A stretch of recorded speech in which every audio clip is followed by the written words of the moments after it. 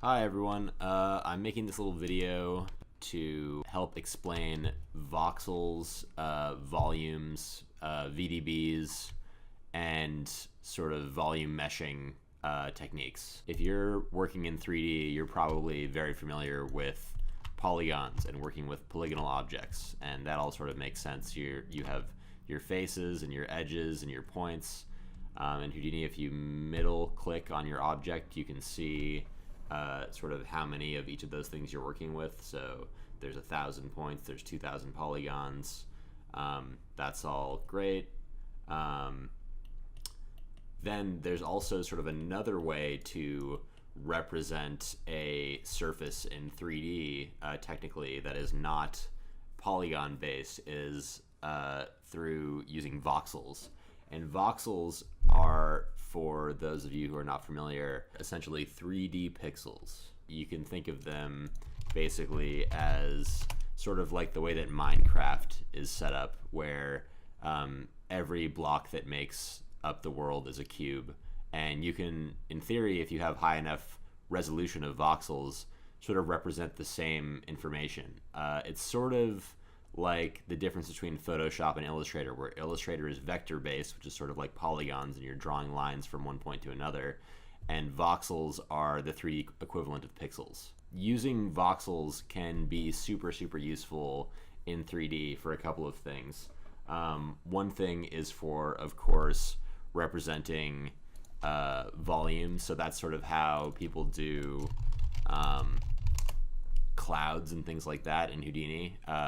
And that way you can sort of have different densities throughout voxel by voxel, and you can have sort of interior detail. But you can also use it for lots of other fun things, like generating surfaces and meshes. So one way that I like to use voxels, for example, is sort of as a alternative to using booleans, which can often sort of break things and make sort of ugly looking geometry. Anyway, I'll just sort of jump in. So basically we have this sphere here. This is all made up of polygons. We just checked 2,000 polygons. And then I transformed it up here. And I have this box down here as well, which I've transformed over here. And I want them to sort of intersect and make one mesh, or intersect and sort of create a difference, just like with a boolean. So I'm gonna click on this node down here that I've just thrown down. This is the VDB from polygons node, and this is how you can create volumes from input polygons and geometry. So you click on here, and you will see that this sort of weird thing happened to the mesh. And if you look sort of closely, you'll see that this is sort of, you can kind of see what I'm talking about, where this is made up now of squares that are all facing the camera, but they're basically voxels. And it's sort of trying to represent a surface, but you can see, because it's voxels, we don't have this super smooth interpolation from, you know, one to the next. It's sort of limited based on the resolution. And if we middle click on here, we no longer have any polygons. We just have this one VDB, and we have what it shows us to be a 37 by 37 by 37 grid. So, you know, three-dimensional grid of 37 units each, which multiplies up to make 17 or almost 18,000 voxels. And the size of the voxels is 0.1 units. So that's cool. Why do we care about that? Well, that then allows us to do fun things like with this VDB combine here. I've basically made this square and this circle, or this sphere, both into VDBs. And if I get under this VDB combine here, we have a lot of fun options like this SDF difference option that I set it to, which is basically like having A subtract B from A. And then we get this sort of edge here. And then if I add on a convert VDB node to here and convert it to polygons, then now we have a mesh once again that is made up of, you know, our first mesh and our second mesh subtracted, and this sort of voxel based operation in the middle. And then I can go and I can animate stuff, and it's remeshing my whole thing every frame. And, you know, as I'm sort of moving things around, you'll see the number of polygons that we have changes from frame to frame. Yeah, so that's sort of like the very, very basics of it. We could also, instead of doing an SDF difference, do an SDF union, and that will sort of merge these two things together. And then once we're in voxel form, there's also all kinds of other fun operations we can run on our voxels, like, for example, VDB smooth, which is kind of bugging out here a little bit.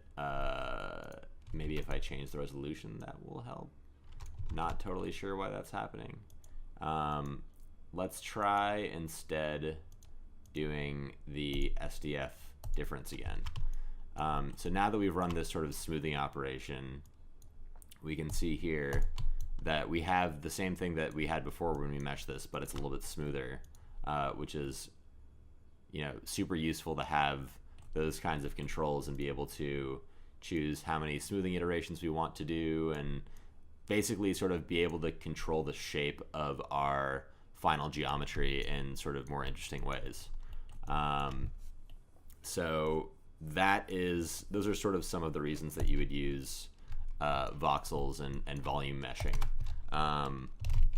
There's also a bunch of other really nice VDB nodes in here, including VDB reshape SDF, which lets you sort of expand out your or dilate your voxels, or you can do the opposite, which is to erode them. And you can do things like dilating your thing out, then smoothing it, then eroding it, and then converting it back into a polygon at the end. So there's like lots of different ways that you can do fun things to your geometry with VDBs and voxels and all those fun operations. Real quick, also, it's worth mentioning there are two different types of volumes. One type is a SDF, which is what we've been using this whole time, which is called the sign distance field, which is really meant for describing basically a surface, but using voxels, similar to the way that, you know, a polygonal object describes a surface. But to do that sort of cloud-based stuff that we were talking about, there's a different kind of VDB called a fog VDB, which then you can see you can sort of carry interior detail and, you know, add noises to that and do things like that. We're really just talking about the SDF VDB. I just wanted to sort of clear that up, that we're sort of building this whole video around the sign distance field stuff, because that is what is useful for doing sort of meshing operations and things like that. So that's all cool. I have a couple of examples of times that I have personally used this. One is in this video that I posted a little while ago on Instagram, where my character, and this isn't really necessary for this video, I don't know, I just did this sort of for fun, but I have the character basically being remeshed every single frame. So it's basically, I animated this guy as polygons. I like had a rig animated, just like super basic stuff. And it's only like, I'll throw a convert node down so that we can convert it to polygon, since it's baked into like an Alembic right now. And yeah, it's only 586 polygons, so it's super low res, and I wanted to kind of like smooth it a bit and like add some noise to it and things like that, and make it feel kind of more like a clay thing. So I basically meshed the whole thing together every single frame for this guy. Another time that I did it was I wanted to really quickly animate this thing. I had like a very short amount of time of this dumb thing that I made for Cartoona for 420 of this guy passing a joint around to himself. Basically in this video, his arm is entirely just made up of spheres that are all disconnected and just like parented to each other, and I just sort of like animated them really quickly, knowing that I could later just like throw them in a volume mesher and make it look somewhat acceptable. And so you can see as a result of that, there's sort of some kind of interesting stylistic things going on where like when his fingers get far apart, they separate, but when they get really close, you can see they kind of like, you know, you're not seeing this gap in here with his fingers. That's just all kind of getting meshed into one thing. So it can be kind of a cool effect to do for stylistic reasons. I did it there partially because I was just being lazy and didn't want to like properly set up an arm and rig that and all that stuff. And that worked great for me. There's also this old rig from that this guy made for Maya a long time ago called the Bully Man rig, or the Claymation rig, where it's basically doing some kind of similar operation, like a Boolean operation every single frame as he's animating this guy, and it's all just made up of these super basic shapes. And you can get really cool complex shapes if you are doing sort of VDB meshing to build your geometry and just animating those around with just like super primitive simple shapes.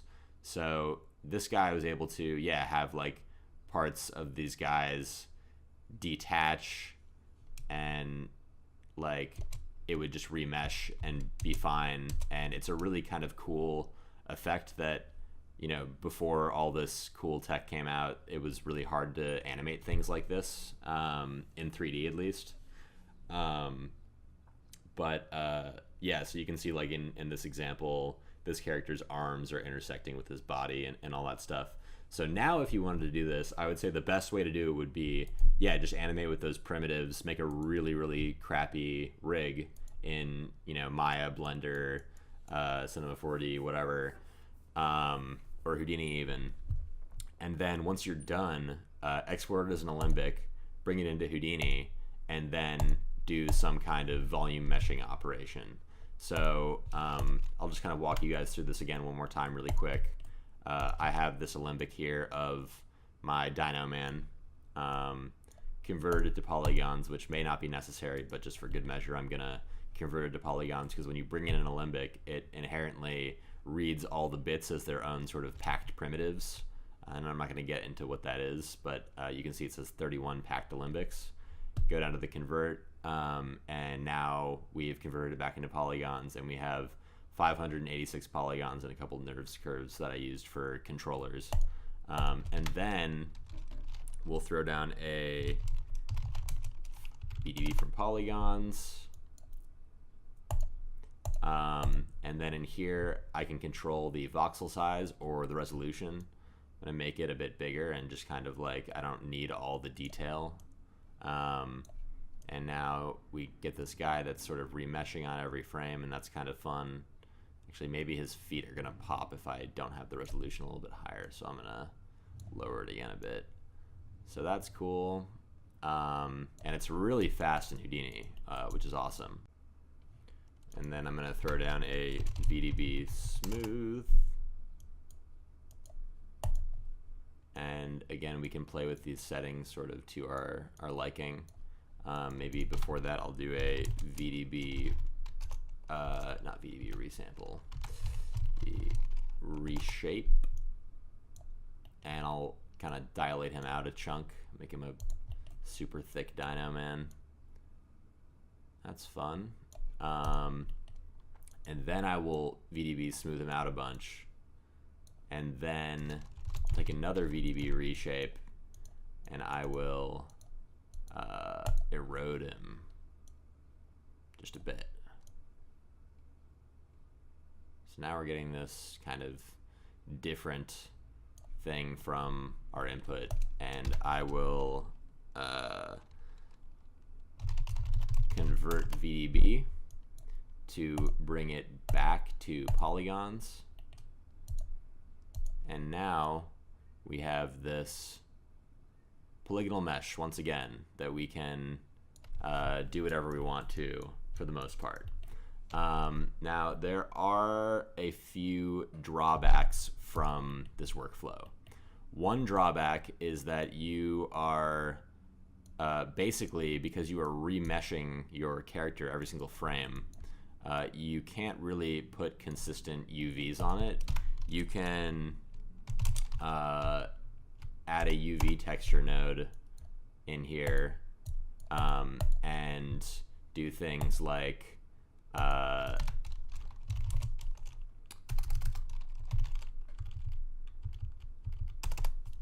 throw a UV quick shade to visualize, do things like this, but the UVs are gonna change every frame because it's reprojecting the UVs every frame.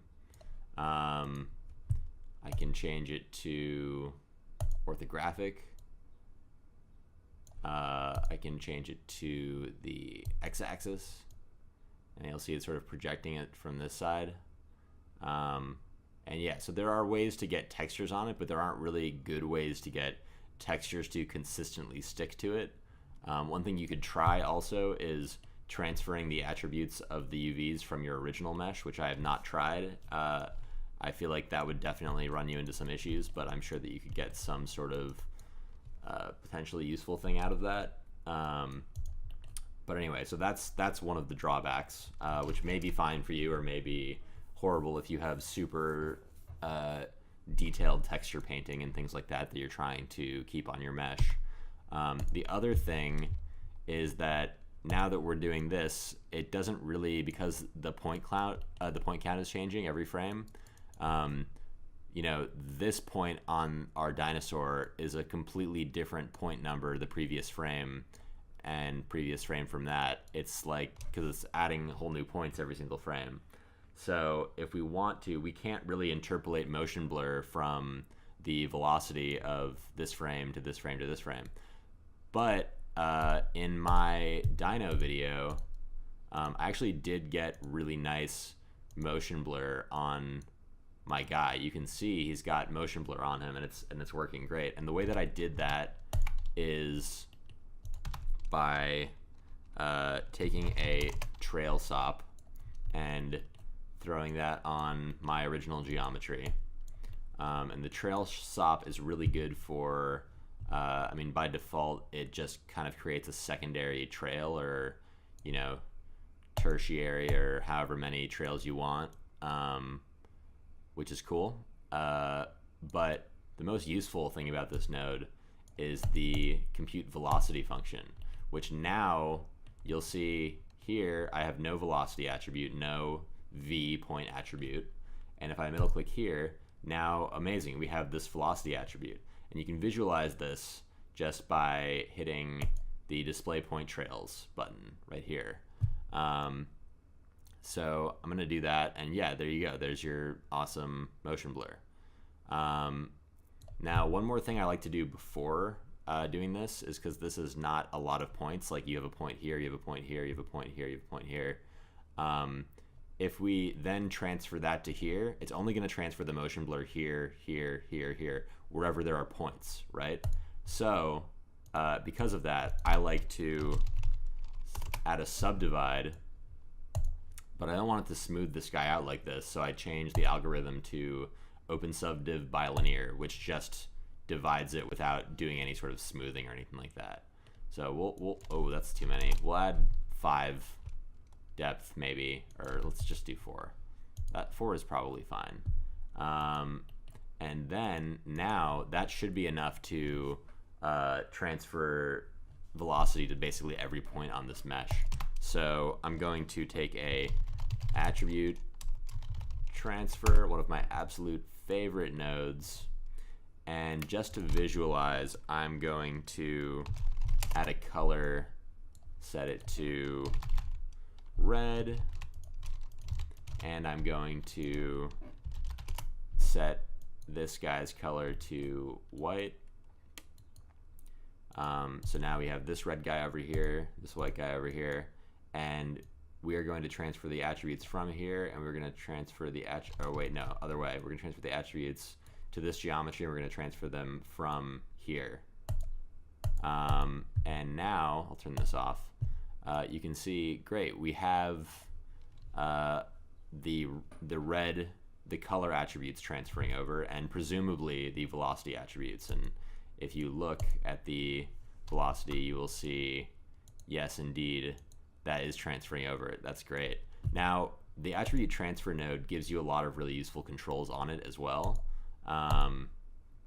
There's the kernel radius and the sample count, which are both sort of quality controls from my understanding.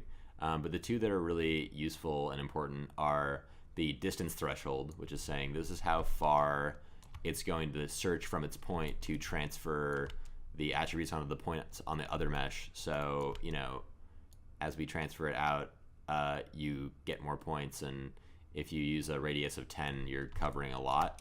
And then what's also useful is there's this blend width, which I always use, which instead of just raising the distance that it's looking for points and transferring the attributes, it's actually smoothing that out over sort of a period of steps. So it's like, you know, if it's further from the point that it's transferring from, it'll transfer a less amount of that attribute. So it'll transfer less velocity or less color or whatever. So I usually use some combination of these two until it kind of covers everything I need. This looks pretty good. So anyway, if I sit display point trails now, yeah, you'll see, yeah, we get really nice, like this definitely is the correct motion blur and will look good if we render it. So that's really all there is to that. The one other little caveat that I've run into is I am always rendering with Redshift. I don't know what everyone else is using. I know Redshift is super popular for Houdini. Mantra, it might just work fine out of the box, but with Redshift, if you want to render motion blur from that velocity attribute that we were talking about, you need to click deformations, instances, particles, blur from velocity attribute. Check that on, and then you'll have no trouble in Redshift rendering motion blur as long as you have motion blur on in your settings. One last thing I'll add before this video ends, just because the thing that we made wasn't that interesting, is a really cool use of this technique is by Steve Smith, who's an awesome 3D animator, who made this video this music video for Home Shake. And I believe he did this in Cinema 4D. I think that's what he uses. They just added really awesome volume meshing features in there as well. Pretty much the same stuff that is in Houdini. It's just nice to have in there with all the MoGraph tools. Yeah, you can see some really cool uses for volume meshing with these characters and sort of more interesting stuff than I was just doing in this demo. And you can also kind of tell that he has the same issues with getting textures to sort of stick to his volume meshed object. So he's just sort of projecting things and they're animating as he moves the guy. But yeah, some cool stuff with like this mocap applied to some primitives, and then that just all is meshed together and kind of creates some cool shapes and movements. Also, it's really cool how in shots like this sort of first shot here, he has this character just intersecting with this thing, but then like kind of clearing out a space where, like, you know, his geometry isn't just straight up intersecting, but it's actually kind of smoothing around those bits here, which is just a super cool thing that you can just do so easily with volumes. So check that out, and, you know, use that as inspiration for more kind of volume stuff that you could theoretically do. So that's pretty much that. That's my whole sort of volume workflow. It's a lot of fun to play with, and I plan to be doing a lot more with this type of stuff in Houdini. Tons of fun for playing with character stuff and kind of doing that sort of clay remeshing technique. So yeah, enjoy, check it out, play with this stuff. If you use this technique or this video is useful for anything that you make, definitely please send it my way. And yeah, that's it. Thanks a lot, guys. Bye.